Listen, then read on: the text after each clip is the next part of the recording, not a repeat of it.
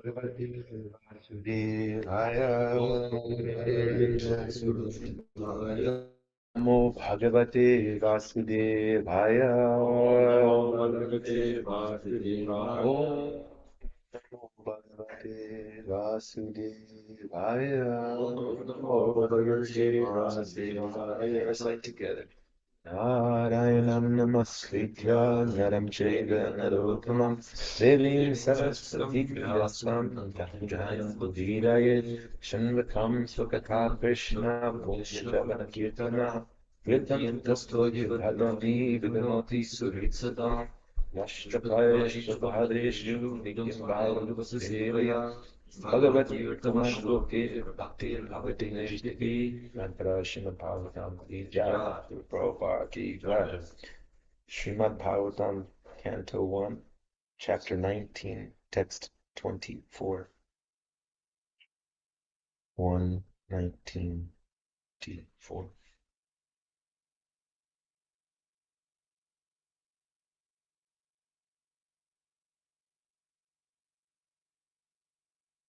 Tataschava prichyamimam vripriche Vrishabhya vipra iti krityatayam Sarvatmanam riyamanascha krityam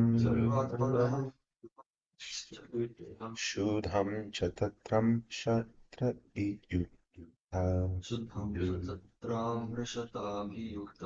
Tataschava prichyamimam vripriche Vaishabhya vipra iti krityatayam Sarvatmanam riyamanascha krityam Shudham chatatram vishatabhyuta Tataschava prichyamimam vripriche Vaishabhya vipra iti krityatayam Sarvatmanam riyamanascha krityam Shudham chatatram vishatabhyuta Shudham chatatram vishatabhyukta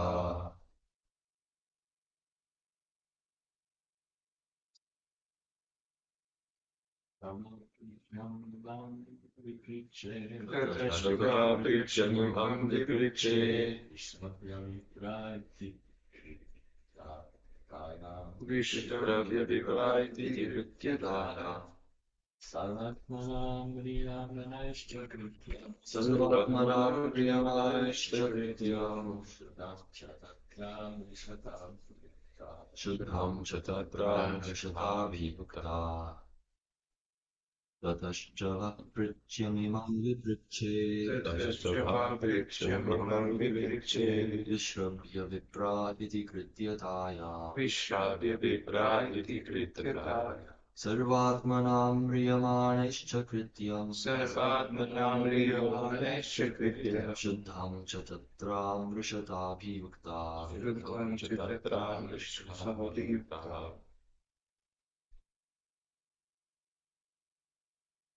Tata, as such, cha, and vaha, unto you, prichyam, that which is to be asked, imam, this, priche, beg to ask you, rishabhya, trustworthy, vipraha, brahmanas, iti, thus, titaya, out of all different duties, Sarva Atmana, by everyone, Priyamane, especially those who are just about to die. Cha and Krityam, dutiful, Shuddham, perfectly correct. Cha and Tatra, therein, Amritsata, by complete deliberation. Yuktaha, just befitting. Translation, purport, His Divine Grace, Bhaktivedanta Swami Prabhupada Ki Jai. Oh, trustworthy Brahmanas, I now ask you about my immediate duty. Please, after proper deliberation, tell me of the unalloyed duty of everyone in all circumstances, and especially of those who are just about to die. Purport. In this verse, the king has placed two questions before the learned sages. The first question is, what is the duty of everyone in all circumstances? And the second question is, what is the specific duty of one who is to die very shortly? Out of the two, the question relating to the dying man is most important because everyone is a dying man, either very shortly or after 100 years. The duration of life is immaterial, but the duty of a dying man is very important. Maharaj Parikshit placed these two questions before Shukadeva Goswami also on his arrival, and practically the whole of the Srimad Bhagavatam, beginning from the second canto up to the last, the 12th canto, deals with these two questions. The conclusion arrived at thereof is that devotional service of the Lord Sri Krishna, as it is confirmed by the Lord himself in the last phases of the Bhagavad Gita, is the last word in relation to everyone's permanent duty in life. Maharaj Parikshit was already aware of this fact, but he wanted the great sages assembled there to unanimously give their verdict on his conviction, so that he might be able to go on with his confirmed duty without controversy. He has especially mentioned the word Shuddha, or perfectly correct. For transcendental realization, or self-realization, many processes are recommended by various classes of philosophers. Some of them are first-class methods, and some of them are second or third-class methods. The first-class method demands that one give up all other methods and surrender unto the lotus feet of the Lord, and thus be saved from all sins and their reactions. Om Gyana Timram Yasya Jnananjana Shalakya Chakshurvamina Tasmai Shri Vishvaya Namo Vishnupadaya Vishnaprishtaya Bhaktale Srimati Bhakti Vedanta Swami Tinas Namaste Sarasvati Devi Gauravama Pachadana Nirvishesha Srinyavari Paschati Deshadane Jai Shri Krishna Chaitanya Prabhu Nityananda Shri Advaita Gadadhar Srivasadi Gaura Bhaktivinoda Hare Krishna Hare Krishna Krishna Krishna Hare Hare Rama Hare Rama Rama Rama Hare. O trustworthy Brahmanas, I now ask you about my immediate duty. Please, after proper deliberation, tell me of the unalloyed duty of everyone in all circumstances, and specifically of those who are just about to die. Businesses and all assembled devotees, thank you.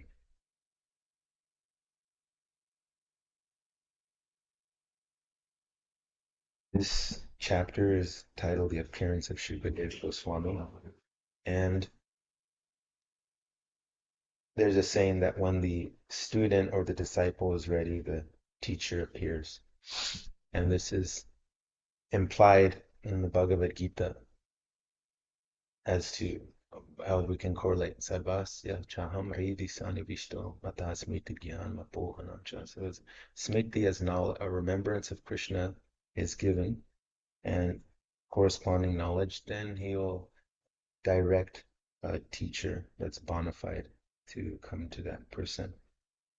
And then one will start getting proper knowledge. When we were in Seattle at the temple there, Prabhu and I, Bhaktivinoda, there is a photo and it showed that when one gets false teachers and they get false knowledge, and from all that stems.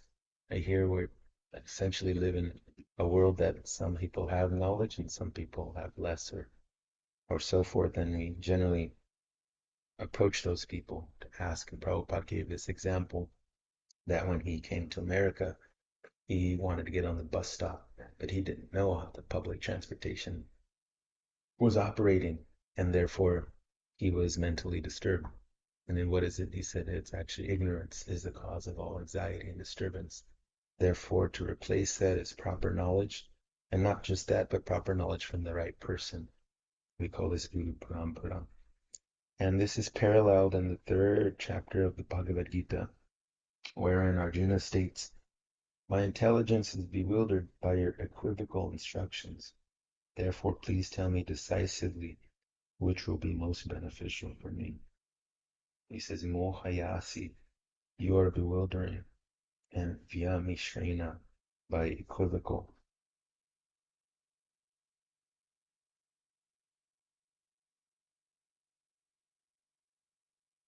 Equivocal essentially means when there is potential for two or more interpretations, and therefore one needs clarification.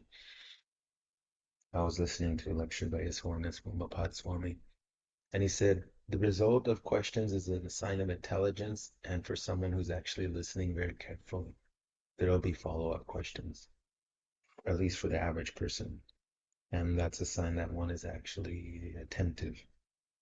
And if there are no questions, that means one received perfect knowledge, or they don't care enough, or maybe they're too shy. I don't know. But the idea is that the questions are the answers, as his Grace Vaisheshika Prabhu states. Questions are wanted. And here we are seeing Maharaj Parikshit pose to the assembled trustworthy brahmanas. I now ask you about my immediate duty, kritya, krityatayam, kritya, to do. What is it? And later we see, if we go down these verses, the next few describe Shukadeva Goswami's appearance, which I won't read, but they describe his spiritual potency in terms of how people recognize them, a spiritual person, and also his physical body. But here, I'll just read 38. Please let me know what a man should hear, chant, remember, and worship, and also what he should not do. Please explain all this to me. And in the second canto, we'll go on and start to hear about these answers to these questions. If we observe in this world, there's so many things going on. People are doing many things. However, generally speaking, their lack of a clearly articulated goal. And therefore, as Krishna states in the Bhagavad Gita, those who are on this path are resolute and their aim is one, resolute in purpose, and their aim is one. And those who are irresolute, their intelligence is many branched. And they might meet a lot of learned people.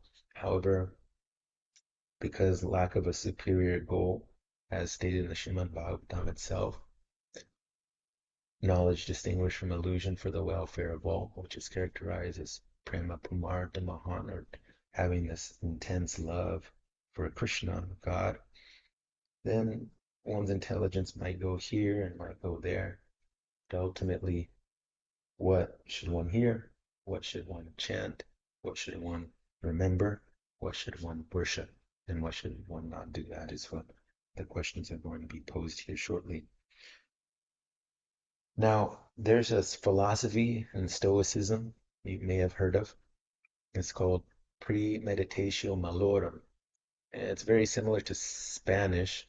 Premeditar means to premeditate or think about before. Malorum, mal means bad or evil. And this is well known by Seneca and Marcus Aurelius, perhaps you know.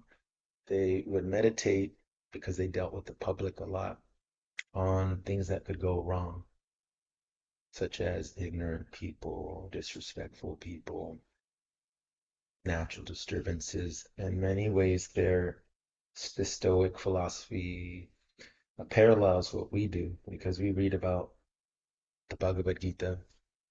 You know, Arjuna is faced with having to kill his well-wishers and blood relatives, etc. He's confused on what do I do it or not.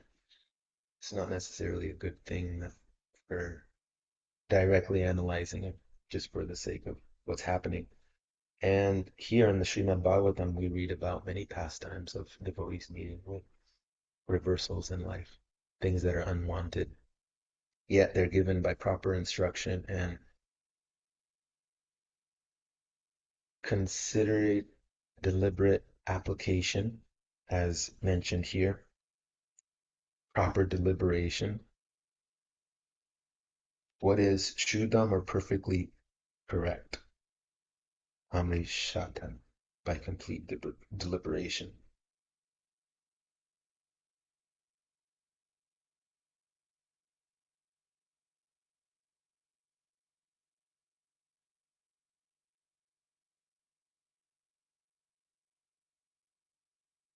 Even in this material world, we see that the questions and answers is the format. For example, Michelle Prabhu, San Diego State or UC San Diego you went to? UC San Diego. That's better than the state colleges than academically. He went there, he studied, he sat down right there. Balaram Gopal Prabhu went to Cal Polytechnical University, graduated from there. The idea is it's the same thing as there. We teacher or bona fide representative and then the sincere inquirer and our asker. And if we listen attentively and then we ask the right questions, then we get clarification, we get proper knowledge so long we can remember and assimilate it. And then hopefully use it in the future. The idea is paralleling this, how Maharaj Parikshit is asking trustworthy brahmanas about his duty.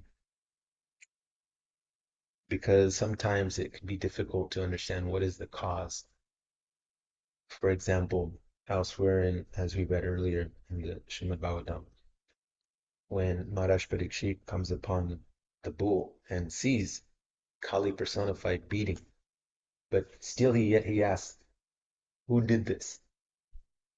Instead of taking immediate action as to what he has perceived, he understands, okay, the action or the principles of karma, cause and effect, and I have very limited understanding right now. So let me first gather data and research the situation. And this is one of the qualities of a learned person.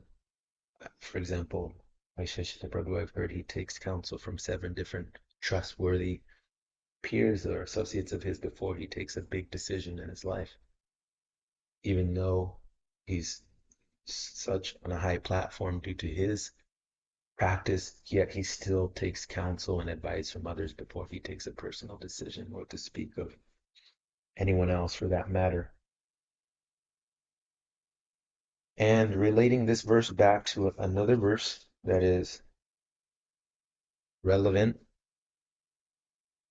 it's other words to explain 112 of the Srimad Bhagavatam, wherein it states, completely rejecting all religious activities which are materially motivated, this Bhagavat Purana propounds the highest truth, which is understandable by those devotees who are fully pure in heart. This is Maharaj Parikshit, the trustworthy Brahman is fully pure in heart. The highest truth is reality distinguished from illusion for the welfare of all. It's often given by at least Prabhupada, and it was reiterated by His Holiness Jayadvaita Swami in our recent Sangha, that if one sees a rope, mistakes it for a snake, that is an illusion. The rope is a fact, and there's a fact that the snake is there, but in this situation, that one is taking it to be otherwise, and therefore one is an illusion. And Maharaj continued in Jayadvaita Swami that similarly, the average person is living an illusion thinking they're this body, and therefore their activities are being more to the point is Shama Evahi Kevalam. It's actually a useless endeavor because they're human energy that is limited to generally 100 years or Ayu lifespan is going into different things. Intelligence is many branched. And to rectify that, one simply needs to feel, become more sincere and pray for a proper guidance. The word used here is tapatraya, the threefold miseries. They sadhya at once become uprooted. Adhyatmic, adhibodhic, and adidevic. One's own body, mind, other living entities, and their natural disturbances. Now we use this word religion a lot. And even in our recent traveling Sankirtan, we met a lot of religionists, specifically biblical followers that were somewhat of well-wishers. They were praying for our conversions. We were at the beach, and Suvarnabhinda Prabhu got a blessing in the form of prayer of conversion. I don't think it worked. He's still here, which is our good fortune. But what happens sometimes is that due to having the Guru Parampara, disciplic succession, one gets, there's a saying, mercy over criticism. But the other happens, criticism over mercy happens because one is not a trustworthy Brahmana or one is not pure in heart, being able to be an unalloyed devotee of the Lord.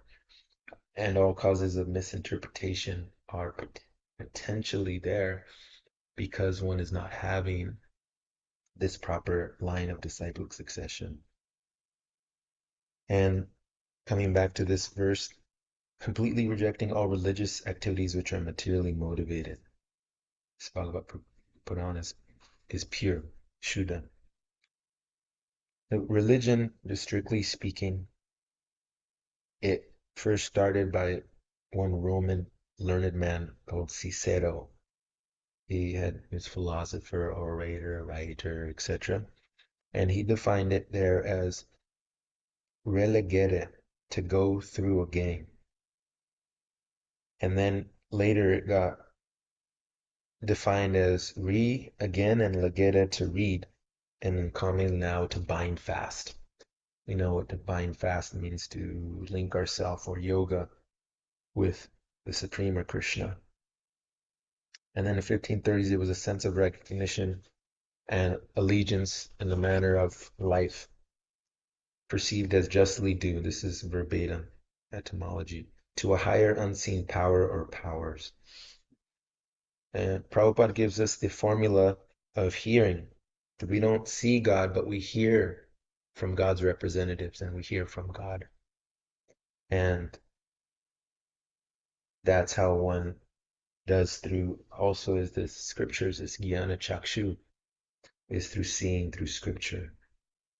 Oftentimes I've heard Prabhupada would go and walk and he would take a seemingly mundane example and relate it to Shastra because he was seeing everything as Shastra, he's not seeing just water or just the sand or just the sun or just the birds. And he was seeing everything through the eyes of Shastra, and that's how one advances and properly navigates the world. Now coming back to the verse, we see that Maharaj Pariksit is inquiring. He's already given up his kingdom to Janamejay's son, but yet he's still inquiring because he still has the kingly spirit. And what does the kingly personality do? He understands praja, that every living entity, not just humans, that taken their physical birth in the world are considered citizens of that particular jurisdiction, state, country, whatever it is, and is due of protection and a right to pursue happiness. And this is a testament to Maharaj Parikshit's character. And this is one impetus we can use, one may use to become more serious on the path of bhakti is to constantly remember that death is imminent. Prabhupada, I would listen to lectures or just informal conversations, and he'd say, "Death is already here. Let me finish my chanting." Who has that kind of attitude? Generally speaking, it's let me do all the things that I deem valuable in this life first, and then balance of chanting is there. Give up sleep. I appreciated one senior devotee. He said, if you're serious and you want more service, then you should pray for less sleep and more service, but you should also be able to handle it. Question for oneself. As His Grace Vijay Prabhu said the other day, that Prabhupada would say, oh, here, when it came to sleep, now I'm going to go waste time. But generally speaking, including myself, we think, ah, here's the bed now. I get to relax. And therefore, if one is constantly remembering in a healthy way that death is here, one will become resolute in purpose and their aim will become one, so long they're appropriately or having the right association. And then, of course, their internal determination, Drita Prataha, is there. His Holiness Ramapada Swami said that when a goal is well defined, it's easy to take steps towards that goal. For example, sometimes I help out our dear Vishal Prabhu with pizza and other things to learn and also just to expedite the service. And he gives very clear instructions. Just follow it step by step. First, you take this amino acids, liquid, and then you put the nutritional yeast, and you put the slivered almonds in this amount, double it, except for that, and just do it. And then it comes out perfect. The same way, if one clearly understands the goal, gets proper guidance from the proper person, then one can take action. And Prabhupada said elsewhere that hearing should lead to action. Not just that one hears and becomes idle or contemplates it and then just does away with it, but hearing should lead to action. Kriyasu, that by manual labor one should express one's love for Krishna by doing something. Prabhupada also said one should work very hard all day for Krishna, and then in the evening just honor a little bit prasad, and you just take a rest. Work hard all day for Krishna.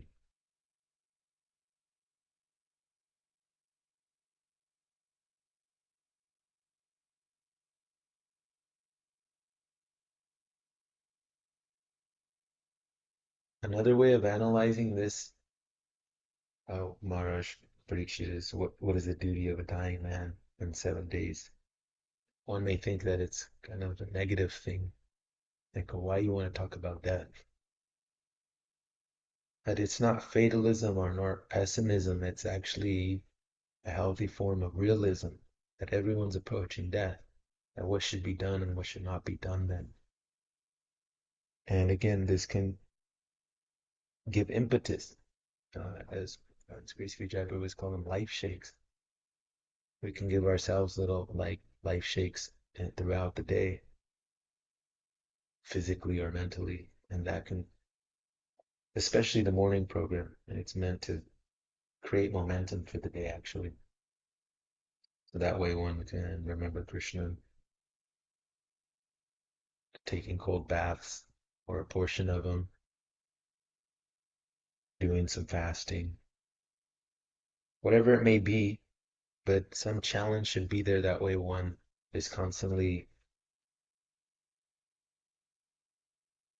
feeling enlivened and hears a sense of urgency.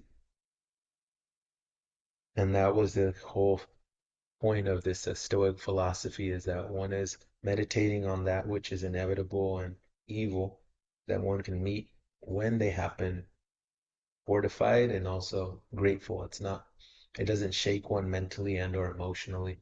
And therefore, if there's a need for time sensitive action, one can do it.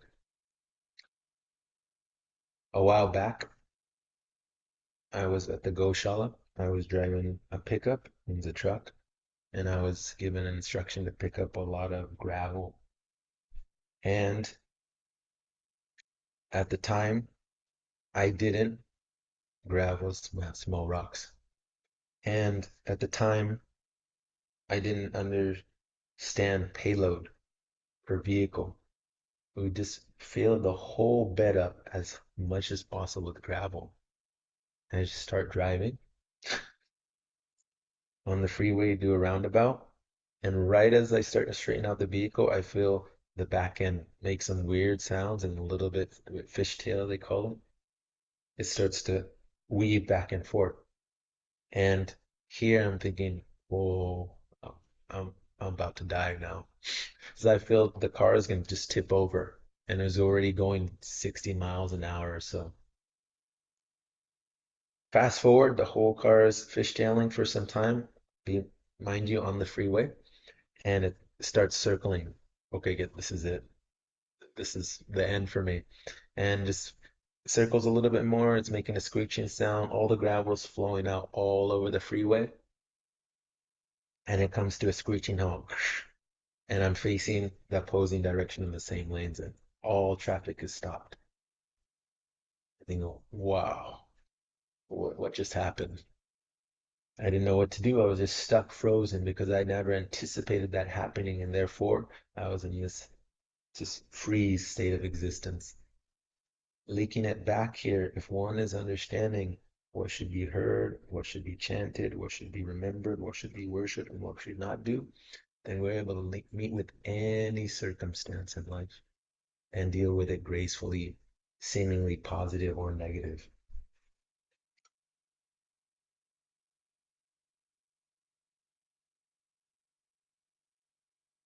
A little bit of summary here so we can leave for question answers and friendly challenges.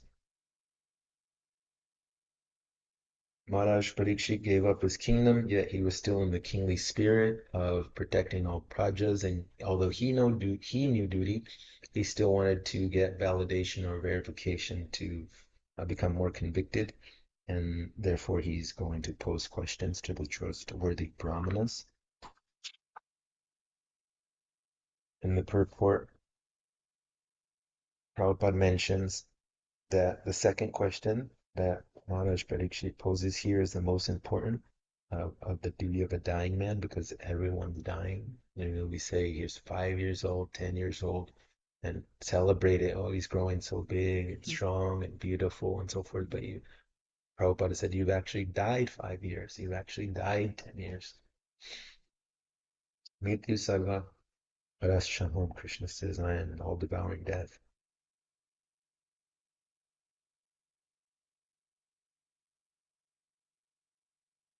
Shuddha, what is perfectly correct. Sometimes we have things that are correct, but are portions of what that is correct. For example, if someone's reading the Bible, there's a portion of the truth there, but it's not the full truth.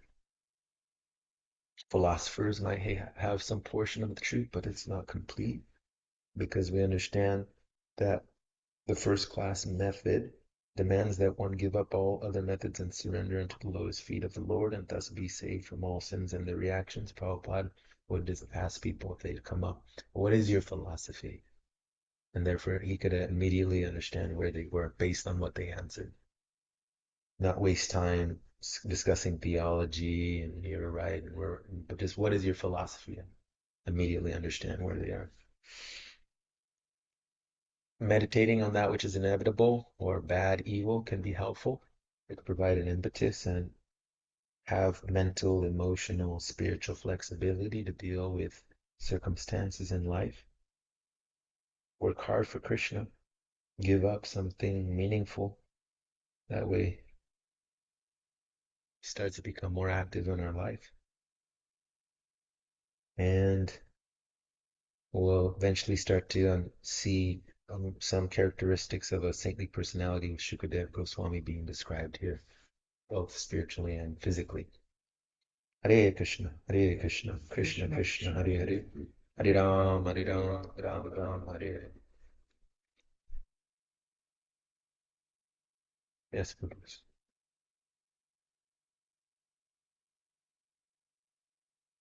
Sharing is caring.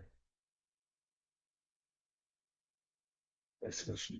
So I like the point about working hard for Krishna. So at the same time, Prabhupada says we should take risks for Krishna according to one's temperament. So how to find one's right balance? We should reduce sleep. We should work hard, but we are not the same. Everybody is different. So how do we know our capacity? We're living inside this body, right?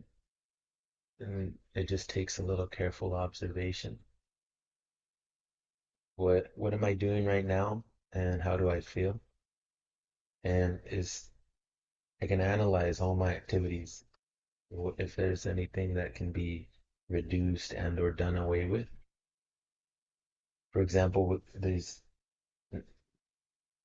note taking or scheduling, it helps to clear up mental space. And if there's some mental hesitancy due to lack of clarification, and we compound that over a period of life, so imagine how much time can and energy and resources can be salvaged based on just analyzing ourselves very carefully. The one thing is the same as eating. I understand Achyuta Chaitanya Prabhu gave this example a long time ago that he was in India and they gave some poha prasad and he ate 2 pounds worth of that, means almost 1 kilogram. So much so that he had to go to the hospital and he was embarrassed when the doctor asked him what happened and didn't want to tell. But he said, I ate 2 pounds of this food item. And and then the doctor told him, you should be careful. What? You should be careful. What was he? Careful. He ate 2 pounds of poha, What's proha? chipped rice. The idea, That's 1 kilo. yeah, 2.24 pounds is a kilo. Yeah, almost a kilo. And the idea is that if we just be honest, understand we're living in this body, I know, analyze all platforms we're existing on honestly, and see where we can adjust. And sometimes that adjustment might take place on a daily basis. Example, the Thursday program, you all came back very late, right? And you have to sleep a little bit more that time as a habit. And also another thing is our mindset is a big thing, actually. For example, that's on a practical level. There's a whole book called Growth Mindset, where this psychologist Carol Dweck from Stanford, if one is in a fixed mindset, then they stay in that position or even regress. And if they're in a growth mindset, they're using everything as an opportunity to advance in whatever field they're at. One example she gave is that in this particular study is that if the parents are congratulating results as opposed to effort, then that keeps a child or children in a fixed mindset. But however, if one is acknowledging effort, just as Krishna is saying, Sualpam, give a little bit effort, and this can save one from the most dangerous type of fear, then just make a little effort and then consistency is king. And it really comes down to us managing ourselves. And that's different for everyone. Take help from senior devotees also. You're fixed up for a long time. What works for you? Perhaps that can just transfer directly, or you can take some of it and adjust it according to your particular circumstance. I have found in my own experience, even though I'm a very weak person, that mindset is very important. That's one reason why I keep military time instead of local time, because then you look at it as, oh, 400, I must wake up. Now it's time. And Prabhupada states that third chapter, one should execute devotional service as if in military discipline. What did the military discipline do?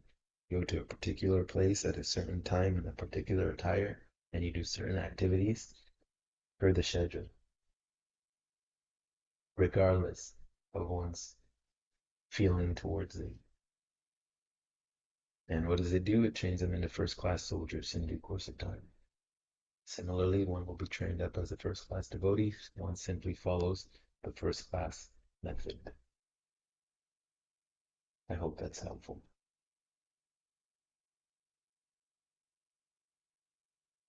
Yes, Prabhu. So, in the purport, Prabhupada was explaining how Parikshit Maharaj was looking for a unanimous kind of decision. He wanted like very clear response. So, in Bhagavatam, what ended up happening is that Shukadev Goswami kind of was the representative of all the other sages, and he kind of established what was the correct. He was the spokesperson.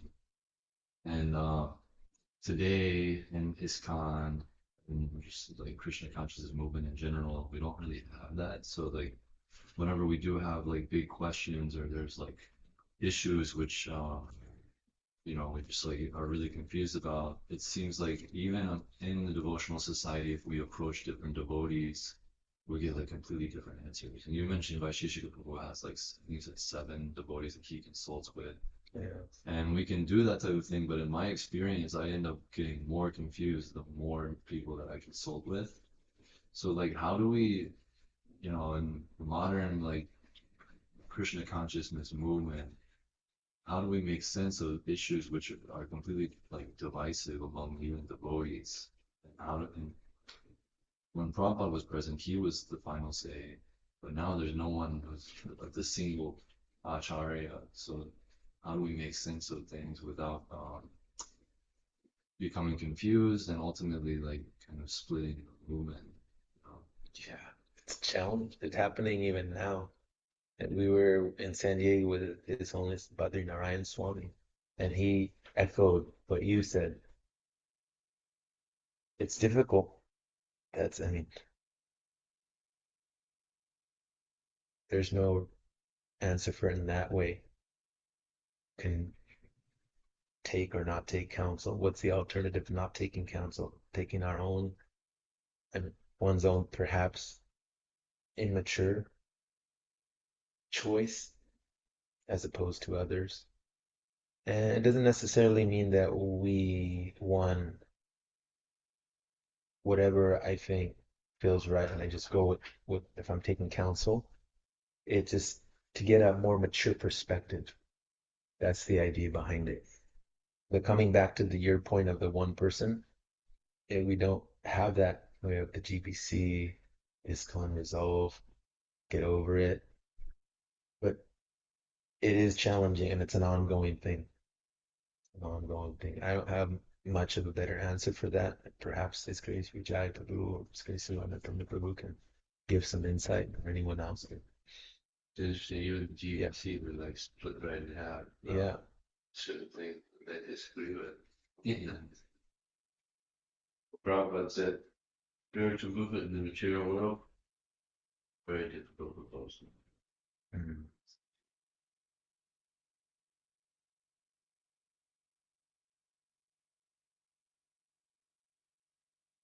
At least for ourselves, regardless of like the greater like ISKCON, uh, would it be better to try to find like one devotee that we just completely trust and just go with that, or is it better to kind of take counsel from many devotees?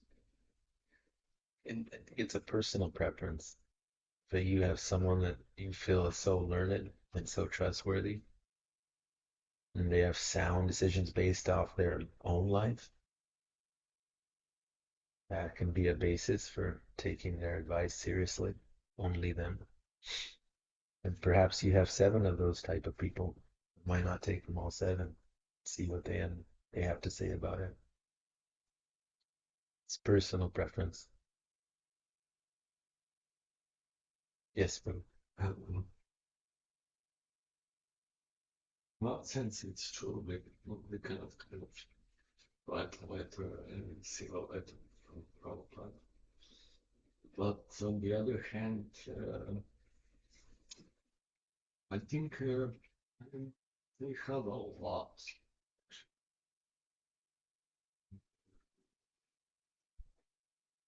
But one thing is that actually, it's not, I agree some things, especially things which are controversial, it will be good to have one dictionary that just say that's it, that's controversial. But on the other hand, Prabhupada's teachings are available, even kind of researchable for anyone. Of course, because they know how to. But all Prabhupada's teachings are given and in written form. They are available to everyone to study, to learn. And also take guidance from seniors who are obviously taking seriously Prabhupada's mission. And I just remember this verse from Chaitanya Charitamrita, which is at the end of every chapter. Krishna's Congregation Swami, he prays Sri Rupa Raghunatha Pali Arahat Chaitanya Charitamrita Kahe Krishna. He said, praying at the lotus feet of Sri Rupa and Sri Raghunath, always desiring their mercy, I, Krishnadas, narrate Sri Chaitanya Charitamrita following in their footsteps. And he's writing this book when, how old was he? 90s. Yeah. And he was practically a follower or a disciple of all these Shiksha gurus. And, so it's not that we are the first generation who is maybe in similar situation. Probably there are difficult periods like Bhaktivinoda Thakur. He just got Chaitanya Charitamrita, became inspired, but then he could see that all people who claim to be Vaishnavas kind of questionable character. So, with his kind of pure faith, he found the pure association. So, I think in this regard, the question is through purity of vibration we are hearing and accepting in the heart, we should try to find similar association of take shelter. And yeah, that's how I think we can still be kind of attuned to previous acharyas, and then another point which I very much appreciate in the science of self-realization. When somebody asked Prabhupada, how do we know somebody is a bona fide guru? And Prabhupada said, is he talking about Krishna? Just like there are gurus, they talk all kinds of things. Yogis, but they don't talk about Krishna. So in the same way, if we want to be affected, also see how much people who are guiding us are actually sincerely taking shelter of Prabhupada.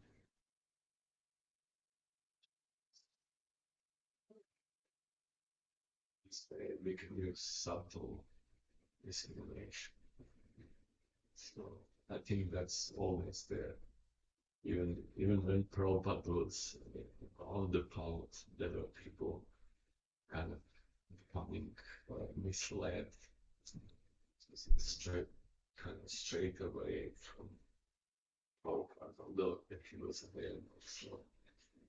So, whatever the situation we are in,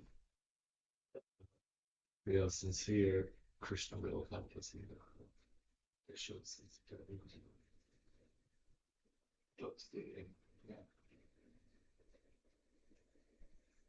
if we pray at the Lord Scripture, she will and decide of their mercy. That's called follow the good footsteps. So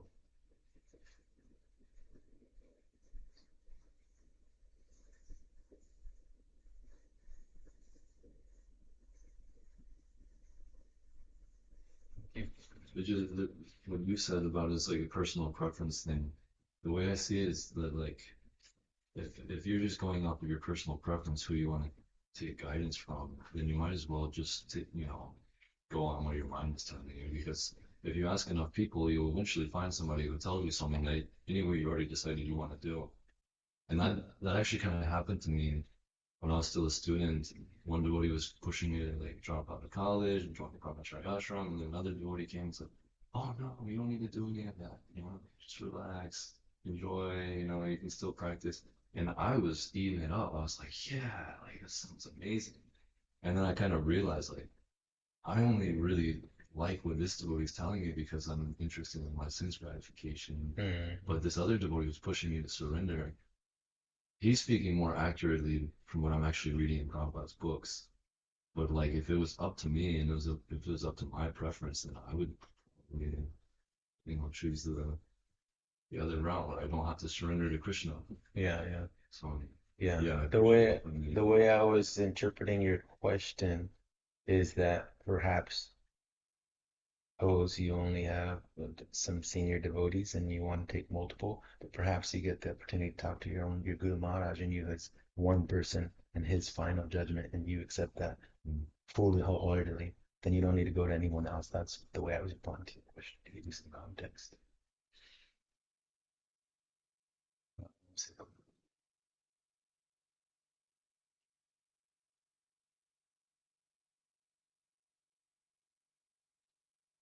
Antara Srimad Bhagavatam ki jai. Sri Sarinam Krishna Prabhu ki jai.